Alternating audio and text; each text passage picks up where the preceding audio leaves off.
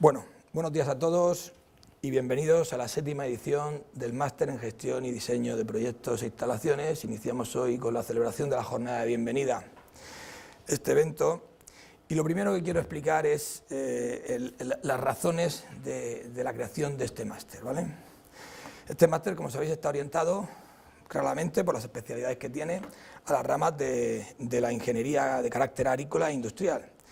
Pero si observamos los 30 alumnos que tenemos matriculados, podemos ver que además de las lógicas ingeniería técnica agrícola, ingeniería técnica industrial, ingeniero agrónomo, ingeniería industrial de los planes antiguos, tenemos graduados en ingeniería mecánica, en ingeniería eléctrica, hay tecnologías industriales también, hay tecnología minera, también tenemos un arquitecto técnico hasta un ingeniero químico.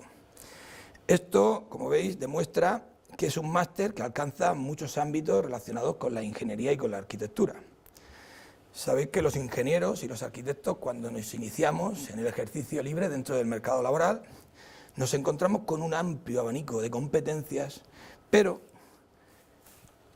tenemos la necesidad de reforzar nuestra formación en aquellos aspectos en los que somos competentes, pero que son totalmente ajenos a nuestra especialización académica.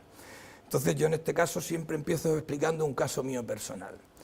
Yo, como hemos comentado antes, estudié en la Universidad Politécnica de Valencia, estudié 6 cursos, de ellos el primer año pues en física di algún conocimiento de corriente continua, corriente alterna, luego en tercero di electrotécnica, una única asignatura en la que un poco vi más profundamente las instalaciones eléctricas, y luego elegí la especialidad mecánica. En ella me especialicé en máquinas hidráulicas, motores de combustión, cálculo de estructuras metálicas. Además luego hice un proyecto final de carrera que no tenía nada que ver con un poco lo que yo venía haciendo en la carrera, porque me dediqué a alguna aplicación informática.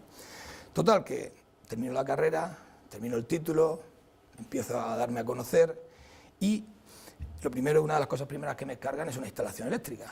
Y claro, un ingeniero industrial, que es como de la nariz, el que más sabe de ese tipo de instalaciones, ¿cómo dice que no sabe hacer una cosa así?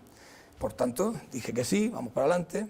Total, que empiezo a desmenuzar el reglamento electrotécnico de baja tensión, el antiguo, el del 73, y en ese momento, analizándolo todo, me di cuenta de que resulta que la Delegación de Industria de la Comunidad Valenciana tiene unos requisitos mínimos para redactar proyectos. Ah, vale, bien. Bueno, pues nos adaptamos a esos requisitos mínimos, siguiendo analizando, estudiando, veo que resulta que la compañía distribuidora de electricidad tiene también unas normativas que son más restrictivas todavía que las del reglamento y todavía había que estudiar más. Todo este tipo de cosas, si me las hubiera explicado alguien, me hubiera quitado muchos dolores de cabeza. Otros ejemplos que puedo poner en este sentido, pues un arquitecto, por ejemplo. Un arquitecto cuando hace un edificio de viviendas, pues tiene muchas competencias, puede hacer la instalación eléctrica, la instalación de climatización, puede hacer perfectamente la instalación de agua potable, pero normalmente esos trabajos los arquitectos no los tocan, los suelen subcontratar. Son competentes, pero en sus carreras normalmente no profundizan mucho en ese sentido. En esta escuela, propiamente, también pasa lo mismo con las instalaciones que llevan aparejadas las industrias agroalimentarias. Los técnicos que titulamos aquí son perfectamente competentes para firmarlo todo, pero rara vez hay un ingeniero agrónomo que se atreva a veces a meterse en instalaciones de climatización, en instalaciones, por ejemplo, de vapor, instalaciones de aire comprimido, que es normal que existan en ese tipo de industrias. Y luego otro ejemplo, en otro sentido ya, por ejemplo, ¿quiénes son los técnicos que firman los proyectos de urbanización? Pues normalmente un ingeniero técnico de obras públicas, un arquitecto, un ingeniero industrial, ingenieros de caminos. Y un proyecto de urbanización siempre lleva incluida una zona verde. ¿Qué saben esos técnicos de las zonas verdes? Si vosotros vais a Orihuela Costa y os paseáis y veis las zonas verdes que tenemos, os daréis cuenta de la importancia que todos esos técnicos, me imagino que todavía que eran competentes, los firmaron, pero claro, el desconocimiento hace ver muchas veces esas zonas verdes que tenemos tienen una causa justificada, es que no estaban nada bien diseñadas y las tenemos hechas un desastre. De esta manera, como digo, necesitamos, repito de nuevo, reforzar nuestra formación en esos aspectos en los que somos competentes, por firma, por título, pero que al no haber estudiado esa especialidad, pues no los tenemos demasiado controlados.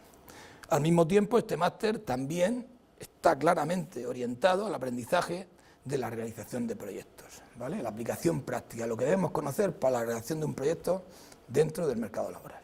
¿Bien? Bueno, entrando en la estructura académica del máster, vemos que para poder obtener el título necesitamos haber cursado 60 créditos. Esos 60 créditos están distribuidos de la siguiente forma. Tenemos 30 asignaturas obligatorias, que ahora veremos están todas centradas en el primer cuatrimestre, y 24 créditos optativos y un trabajo fin de máster con SEC, que también es de carácter obligatorio, sumando en total los 60 créditos que os he dicho anteriormente. Estas 60 créditos los tenemos que cursar, pero tenemos una oferta no de 60, sino de 84. Tenemos, por un lado, divididos en 4 módulos el reparto de asignaturas, tenemos en el primer módulo de gestión y diseño de proyectos 30 créditos obligatorios, que son los que deben cursar todos los alumnos, al igual que los del módulo 4, trabajo fin de máster, esos son obligatorios, y luego de los otros 24 créditos optativos podemos elegirlos entre la especialidad o el módulo 2 de proyectos de instalaciones industriales o la especialidad o módulo 3 de proyectos de instalaciones agrícolas. Tenemos 24 y 24, como podéis ver, todas las asignaturas obligatorias del módulo 1 son en el primer cuatrimestre y el resto son del segundo. En cuanto a las asignaturas obligatorias, las del módulo 1 y las del módulo 4, tenemos inicialmente la asignatura de gestión y diseño de proyectos. En esas asignaturas se tratan o se definen los diferentes tipos de proyectos con los que nos podemos encontrar, la legislación vigente en este momento en cada uno de ellos, cómo se tramitan esos proyectos en la administración pública, ya sea una licencia de apertura, una licencia de obras, un registro industrial, diferentes documentos que debemos conocer cuál debe ser su tramitación. En segundo lugar, veis que está la asignatura de evaluación económico-financiera de proyectos. En esa asignatura se ven los criterios de selección para proyectos de inversión. Básicamente, decidir si la inversión que debo hacer en un proyecto va a ser viable o no. Esta asignatura es importantísima porque sabéis de las grandes calamidades que se han producido muchas veces cuando se han lanzado proyectos que luego no han valido para nada, y sino que se lo digan a algún presidente autonómico cuando ha hecho la construcción de algún aeropuerto que todavía no se ha abierto, ¿vale? En tercer lugar, tenéis la asignatura de prevención y gestión ambiental. En ella se explica la redacción de estudios de seguridad y salud, de planes de seguridad, las funciones de un coordinador de salud de las obras y cómo se redactaría un estudio de gestión de residuos que en tantos proyectos salen obligatoriamente, deben estar incluidos. En cuarto lugar, el diseño y cálculo de edificaciones asistido por ordenador. En este caso vamos a utilizar el programa CIPE, la versión CIPE 3D para estructuras metálicas y de madera y el módulo CIPE-CAD para estructuras de hormigón. Por tanto, se van a ver esos 3 tipos de materiales y esos programas deberéis instalarlos en vuestros ordenadores con las licencias que tenéis derecho a adquirir por ser alumnos de la Universidad Miguel Hernández. Luego en la hora de la plataforma, cuando estemos en la aula informática, un poco os explicaré cómo podéis llegar a descargaros esos trabajos, esos programas. Bien, la siguiente asignatura, instalaciones eléctricas, en ella se explican los diseños de las redes de distribución eléctrica, ya sean de alta, ya sean de baja tensión, tanto aéreas como subterráneas, y los centros de transformación. También se hace mención a la instalación de grupos electrógenos y a las instalaciones de alumbrado, tanto de interior como de exterior. La asignatura de eficiencia y ahorro de energía, en ella se explican cómo se hacen las auditorías energéticas, tanto de edificaciones como de industrias y como de comunidades de regantes. Al mismo tiempo se explica cómo se tramitan o cómo se pueden solicitar esas ayudas cuando se hacen esas auditorías energéticas. El módulo 4 ya me meteré en una futura transparencia para explicarlo más pormenorizadamente. Y ahora tenemos aquí las asignaturas optativas. Como veis, tenéis 5 asignaturas en el módulo 2 de proyectos de instalaciones industriales y 5 asignaturas en el módulo 3, que es proyectos de instalaciones agrícolas. Los alumnos, cuando cursan el máster, deben elegir 24 créditos de los 48 que hay ofertados. Indistintamente, da igual hacerlo de un sitio que de otro. Solo hay que tener una cosa en cuenta. De aquella especialidad, la única forma con la que puedes conseguir 24 créditos es eligiendo 5 asignaturas. De aquella especialidad que tengas mayor número de asignaturas, se hará mención especial en tu título, ¿vale? Un alumno puede elegir 5 y 0, 4, 1 y 3 y 2. Luego otra duda que me planteáis es, hay alumnos que quieren hacer 2 especialidades. ¿Qué tengo que hacer para hacer 2 especialidades? La única condición es cumplir con el requisito de tener los 24 créditos, pero ¿cómo puedo tener más de una especialidad que de otro, como mínimo tendría que tener 3 y 3, pero tendría que hacer 2 trabajos fin de máster, uno de la rama industrial y otro de la rama agrícola, es decir, me debía matricular 2 veces del trabajo fin de máster, para poder obtener las 2 especialidades. Hay gente que tiene interés y se matricula de las 10, tenemos de todos los casos, ¿vale? Bien, centrándonos en las asignaturas del módulo 2, tenemos los proyectos de instalaciones de agua y protección contra incendios. En esta esta asignatura se explican las instalaciones de agua potable, de saneamiento y de evacuación de aguas pluviales. Luego tenemos las instalaciones de protección contra incendios, donde se explica el reglamento de protección contra incendios en edificación industrial y el documento básico de seguridad contra incendios del Código Técnico de la Edificación. En los proyectos de instalaciones auxiliares se explican las instalaciones de vapor, las instalaciones de aire comprimido y las instalaciones frigoríficas.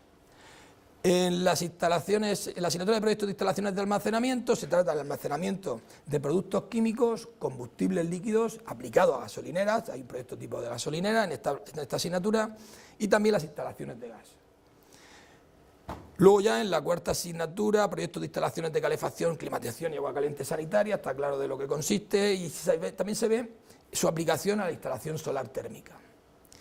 En la última asignatura del módulo 2, certificación y calificación energética, se describen las exigencias de ahorro energético para edificaciones del documento básico HE del Código Técnico de la Edificación.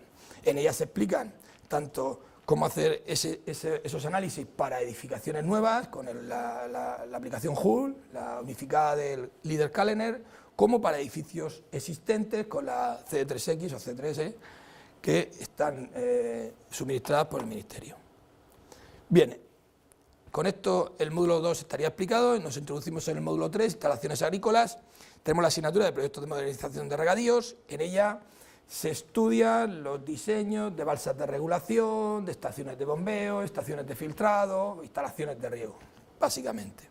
En proyectos de jardinería y paisajismo, instalaciones deportivas, se diseñan jardines e instalaciones deportivas, centrándonos en campos de fútbol y campos de golf. En la asignatura de proyectos de invernaderos se ven las distintas tipologías de invernaderos que existen y se ven las instalaciones interiores que llevan, por ejemplo las de control de clima, las instalaciones de riego que pueden verse, etc. En la asignatura de proyectos de industrias agroalimentarias se profundiza en los procesos de fabricación y en el diseño de industrias siempre del sector alimentario. Y para terminar, en proyectos de explotaciones ganaderas, en ellas se describen las exigencias que deben tener los alojamientos ganaderos para rumiantes y para monogástricos, ¿vale? Bien, como he dicho anteriormente, nos metemos ahora a explicar el módulo 4, que es la asignatura de trabajo fin de máster. Tenemos, en la documentación que os hemos dado, tenemos unas ofertas de trabajo fin de máster, concretamente en el punto 3.9, ahora hablaremos de él.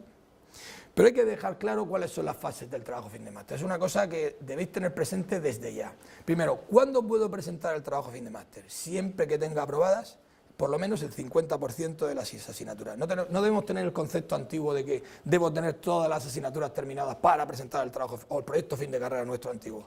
El trabajo fin de máster, el momento que tengas, por ejemplo, las 6 asignaturas del primer trimestre aprobadas, ya puedes presentarlo, ¿vale? Puedes prepararlo. Los diferentes temas ofertados, se ofertan, ahora lo veremos, son para que os den una idea del alcance que debe tener un trabajo fin de máster. Vosotros, se lo dice en la documentación, podéis plantear al tutor que elijáis cualquier otro trabajo de diferente índole que no tiene por qué estar recogido en esa oferta de temas, ¿vale?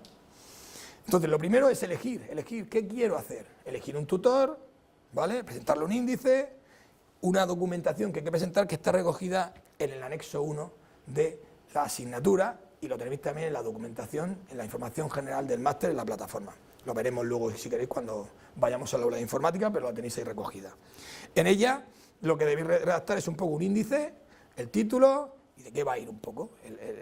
Habrá un tutor que os dé el visto bueno y eso se colgará de la web. Y desde la dirección del máster autorizaremos o no autorizaremos. Si autorizamos, es lo que se denomina la asignación del TFE. Vosotros solicitáis la asignación y el de la dirección del máster le dirá, autorizada esa asignación, y vosotros ya podéis empezar a desarrollar el trabajo. Lo vais desarrollando en convivencia con el tutor hasta que llegáis al desarrollo final. Y ya estéis en disposición de presentarlo. Debéis solicitar que os lo evalúen. Y una vez que os lo evalúan, el tutor también deberá firmar ese impreso, que es el anexo 2, en el cual el tutor acepta que tu trabajo ya es digno de ser evaluado, ¿vale? Y a partir de ahí se darán unas fechas para que vengáis presencialmente o lo hagáis por videoconferencia. Tenéis las dos opciones.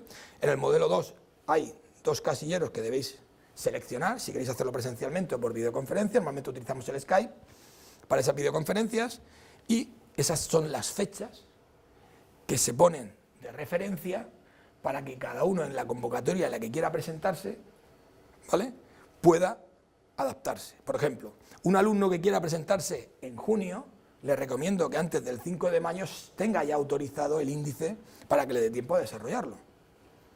Hay alumnos que a lo mejor el 5 de junio lo han solicitado y luego para poder evaluarlos en la convocatoria de junio tendrían que presentar el trabajo antes del 23 de junio, pero no les da tiempo.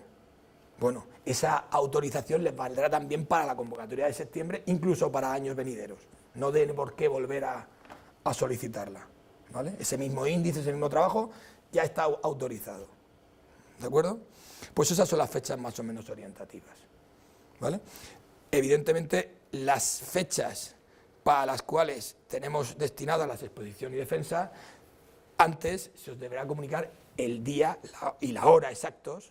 Eso nos ponemos en contacto con vosotros, intentamos adaptaros, tenemos 2 días por eso para ser flexibles, ver si podéis por la mañana, podéis por la tarde, para un poco, porque la mayoría estáis trabajando y muchos de vosotros elegís muchas veces la videoconferencia aunque seáis de cerca, porque os pilla mejor, pero bueno, no hay ningún problema, ¿de acuerdo? Bien, en cuanto a la oferta de trabajo fin de máster, como he dicho en ese 3.9 de la documentación que tenéis, pues por ejemplo el profesor Francisco Javier Andreu oferta hacer un estudio de salud y salud de 1 hora, ¿vale? Si estáis interesados en hacer ese trabajo, pues eso podría ser un trabajo fin de máster.